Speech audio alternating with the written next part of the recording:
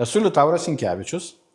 Šiandien dienai esu Kalvarijos savivaldybės administracijos patarėjas, atliekantis parengties pareigūno funkcijas. Šiandien dieną Kalvarijos savivaldybės Jungėnų mokykloje vedžiau edukacinę švietėjišką paskaitą apie pavojus, civilinę saugą ir apie sprendimų būdus, kaip jų išvengti. Iš tikrųjų esu įsitikinęs giliai ir netgi šventai, kad švietimas, informavimas, šnekėjimas apie bent kokius dalykus yra pasiruošimas. Ir ką sakiau mokiniam, žinojimas jisai saugo.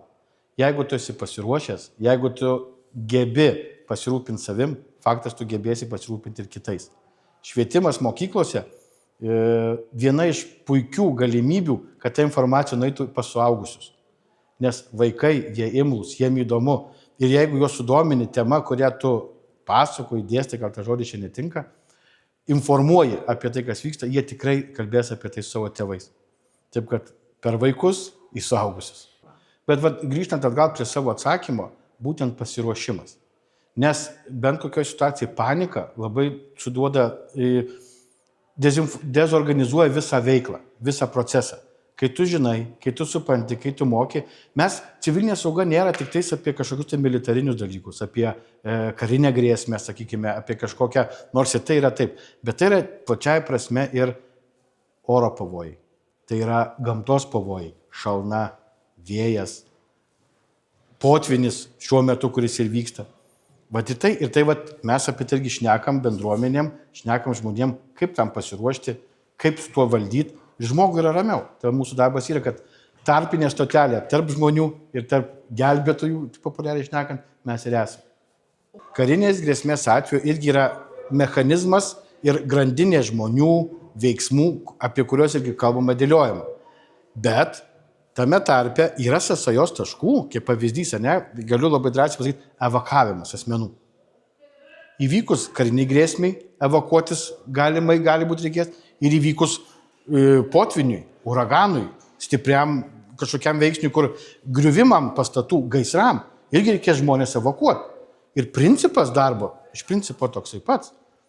Ir žinojimas tada vėl, ką grįžtat gal, jisai saugo. Negaliu įvardinti labai konkrečiai, bet kad pokyčiai yra tai labai labai ryškus. Atsimenu savo pirmasias dienas tarnystoje, pats pavadinimas išvykimo krepšys buvo toks truputėlį egzotinis. Dabar matėt pačios. Pradėjom kalbėti jau vaikai, aš žinau, tai jau tas yra labai taip. Labai tas jau pasiruošimas bendrai žinojimui, kaip reikia elgtis tam tikrų situacijų metu. Ir reiškiasi, mūsų nešama žinia, valstybės duodama žinia, savivaldybių institucijų, jinai ateina iki žmonių. Ir mes tada esam saugesni. Aš ateinu su žinia, kurią aš turiu, kurią aš išmokau, kurią mane išmokino, ją atiduoti. Ir būtent iš pokalbių įvyksta, o jeigu būtų taip, kas tada?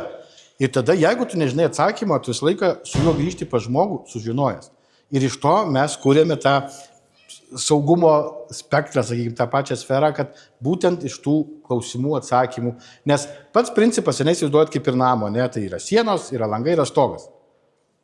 Jame gyventi galima, bet jame gali būti kondicionierius, gali būti virtuvinis komplektas, čia lygiai tas pats. Ir tai, kadangi tai yra, atsiprašau, struktūra nėra nauja, civilinė sauga, jinai labai 100 metų, jo nebuvo labai labai senai, bet jinai dabar yra aktualesnė.